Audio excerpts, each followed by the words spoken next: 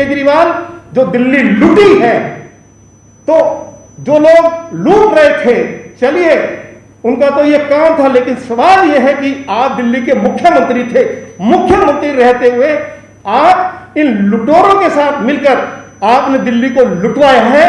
यही मेरा आज अरविंद केजरीवाल से सवाल है। वो बीजेपी के अध्यक्ष आदेश गुप्ता ने दिल्ली सरकार पर लगाए आरोप, अस्पताल में मनमानी जैसे पैसे वसूले जा रही हैं। बता दें, दिल्ली प्रदेश अध्यक्ष आदेश गुप्ता ने कहा, दिल्ली सरकार ने दिल्ली की जनता को लूटने का काम किया है। जिस समय दिल्ली की जनता कोरोना काल में मर रहे थे, तब केजरीवाल प्रचार में लगे हुए थे।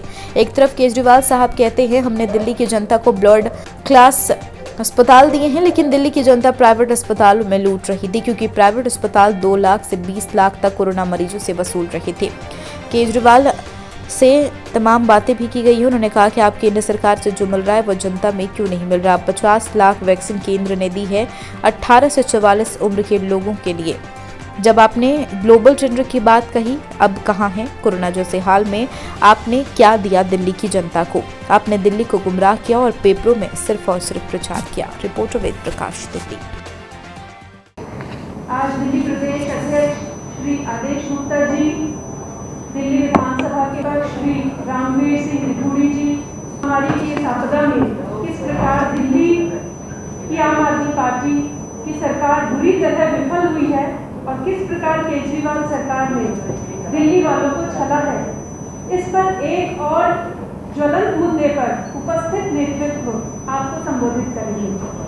मैं माननीय प्रदेश अध्यक्ष जी श्री आदेश गुप्ता जी को मीडिया को संबोधित करने के लिए निवेदन करती हूँ। श्री आदेश गुप्ता जी। धन्यवाद। आज की प्रेस वार्ता में उपस्थित विधानसभा में नेता प्रतिपक्ष आदरणीय श्री रामवीर सिंह रिधूड़ी जी, हमारे सांसद श्री प्रवेश वर्मा जी, प्रवक्ता ऋचा पांडे मिश्रा जी और सभी हमारे मीडिया के साथियों, आप सभी का आज की प्रेस कॉन्फ्रेंस में स्वागत है।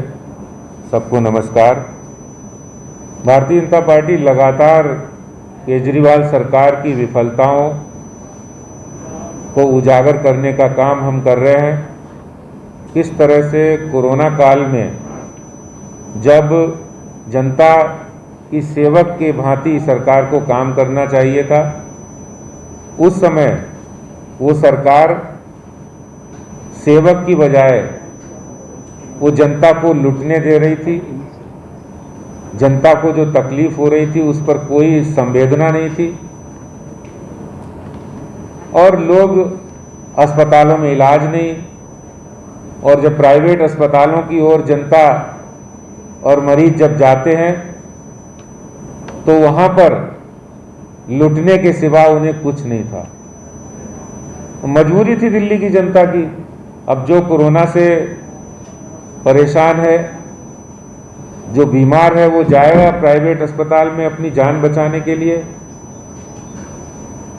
लेकिन एक मुख्यमंत्री जी, उनका हाल ऐसा था जैसे यूं कहे कि रोम जल रहा था और नीरो बंसी बजा रहा था, तो केजरीवाल जी भी नीरो की तरह बंसी बजा रहे थे। रोज नए नए झूठे झूठे तसल्ली दे रहे थे, झूठी वादे कर रहे थे। और तकलीफ ये भी होती है कि जब कोरोना पीक पर था इस बार सेकेंड वेव में, तो पहली लहर जब आई थी उस समय जनता के दबाव के आगे दिल्ली सरकार ने, केंद्रीय गृह मंत्री जी भी और सबने मीटिंग करके एक दिल्ली सरकार ने रेट डिसाइड किया था और वो रेट कैपिंग की थी प्राइवेट हॉस्पिटल की, जिससे कि मरीजों के उनके परिजनों को ज़्यादा पैसे ना देने पड़े। और ये प्राइस कैपिंग की घोषणा भी हुई थी। शायद आपको ध्यान होगा उस समय वो प्राइस कैपिंग के जो रेट थे, नॉर्मल रूम जिसके अंदर आइसोलेशन था उससे 8 से 10 हज़ार रुपये का रेट था, और इसी तरह से ventilator without ICU bed without ventilator वो 10 से 12 हज़ार रुपये था, 13 से 15 हज़ार। और इसी तरह वेंटिलेटर बेड की कीमत किराया 15 से 18,000 रखा था। लेकिन इस बार इस प्राइस कैपिंग का प्राइवेट अस्पतालों ने कोई पालन नहीं किया। जो दिल्ली सरकार ने 20 जून 2020 को जारी किया था, उस पर कोई कार्रवाई नहीं हुई और प्राइवेट अस्पताल बुरी तरह से लोगों को लूटते रहे। 4-4, 5-5, 10-10, 20-20 लाख रुपए के बिल बने और दिल्ली सरकार के नाक के नीचे, दिल्ली के मुख्यमंत्री जी के नाक के नीचे उनके ऑर्डर की धज्जियां उड़ती रहीं। लोगों की मजबूरी थी। अब लोगों को क्या करना, जब जान जा रही, जान जाने से अच्छा वो किसी भी तरह कर्जा लेकर, कोई बेचारा मकान बेच रहा है, कोई गिरवी रख रहा है, कोई कर्जा ले रहा है और वो लेकर प्राइवेट अस्पतालों को इतने हैवी बिल उनको देने पड़े। लेकिन अफसोस की बात है, उस पर उन्होंने कोई भी कार्रवाई नहीं की, ना ही पब्लिश किया, ना प्राइवेट अस्पतालों को वार्न किया कि भाई आप अगर एक सिंगल नोटिस प्राइवेट अस्पताल को इस बात पे नहीं दिया गया कि भाई आपने पैसे ज़्यादा चार्ज कर रहे हैं, इस बात की जानकारी भी उनको मिली होगी, तब भी उन्होंने अभी तक प्राइवेट अस्पताल को कोई नोटिस भी सर्व नहीं किया। जनसेवा का काम था, जिस समय महामारी के समय जनता के साथ खड़े रहने का काम था कि दिल्ली की निरीह निर्दोष जनता लुटती रही, पिटती रही, वो डाका डालते रहे और सरकार चुपचाप बैठी रही। जिस समय केजरीवाल सरकार की सांठ-गांठ की वजह से अस्पतालों में कोरोना मरीजों से अनाप शनाप पैसे वसूले, ये मरीजों के पैसे केजरीवाल सरकार वापस कराए अस्पतालों से। भारतीय जनता पार्टी की दूसरी मांग है कि जो अनाप शनाप पैसे लिए वो वापस कराए। नॉर्मल से ज्यादा, आपने जो रेट फिक्स किए उससे ज्यादा कैसे ले सकते हैं। और मैं एक मांग और कर रहा हूं कि इन प्राइवेट अस्पतालों का कोरोना समय के दौरान जो जो उन्होंने अनाप शनाप पैसे लिए हैं, तय रेट से ज्यादा लिए हैं, उसका ऑडिट कराया जाए, ये भारतीय जनता पार्टी मांग करती है। कोरोना हाल में दिल्ली की जनता दिल्ली सरकार से बहुत उम्मीद रखती थी, लेकिन उन उम्मीदों पर दिल्ली सरकार बिल्कुल खरी नहीं उतरी है। ये बात मैं आपके माध्यम से दिल्ली की जनता को और दिल्ली सरकार को बताना चाहता हूं। बहुत बहुत धन्यवाद। सम्मानित अध्यक्ष आदरणीय श्री आदेश गुप्ता जी, हमारे बहुत ही लोकप्रिय सांसद आदरणीय श्री परवेश वर्मा जी, दिल्ली प्रदेश की प्रवक्ता बहन ऋचा पांडे मिश्रा जी, सभी मीडिया के सम्मानित साथियों, 20 सितंबर 2019 को दिल्ली के मुख्यमंत्री ने ऐलान किया कि हमने दिल्ली में बाइक एम्बुलेंस सेवा शुरू कर दी है और लगभग 700 मरीजों को बाइक एम्बुलेंस से हॉस्पिटल्स में ले जाया गया है। दिल्ली के मुख्यमंत्री ने क्या कहा ट्वीट करके, मुझे बेहद खुशी है कि तंग गलियों में रहने वाले मरीजों को भी अब बाइक एम्बुलेंस के जरिए स्वास्थ्य सेवाएं पहुंच रही हैं। और साथ में ये भी कहा उन्होंने कि इस एम्बुलेंस में portable oxygen cylinder, first aid kit व ड्रेसिंग सामग्री, air split, foldable transfer seat, glucometer, pulse oximeter, GPS device, communication device, heart attack checking machine, इत्यादि सुविधाएं उपलब्ध हैं और पूरी दुनिया में इसका ढिंढोरा पीटा गया।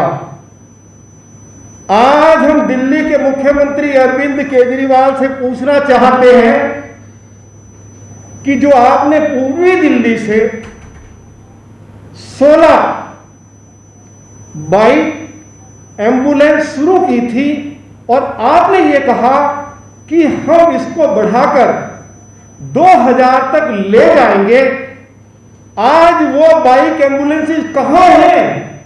हम पूछना चाहते हैं उनसे। दूसरा मेरा उनसे सवाल है, दिल्ली के मुख्यमंत्री से, दिल्ली के अंदर दिल्ली सरकार की जो एम्बुलेंसेज हैं वे दूर दूर तक कहीं दिखाई नहीं दी और इस संकट की घड़ी में अरविंद केजरीवाल बताएं कि उनकी सरकार ने कितनी एम्बुलेंस खरीदी है। ये हम दिल्ली के मुख्यमंत्री से पूछना चाहते हैं। इसी के साथ साथ जो दिल्ली सरकार के पास या तो एम्बुलेंस है तो बहुत कम है और जो है भी वो कबाड़ खाने में पड़ी हुई है। अरविंद केजरीवाल इस मामले में दिल्ली सरकार की स्थिति स्पष्ट करे, ये मेरा उनसे सवाल है। इसके साथ साथ जो प्राइवेट एम्बुलेंस वाले हैं उन्होंने मनमाने तरीके से दिल्ली के लोगों को लूटा।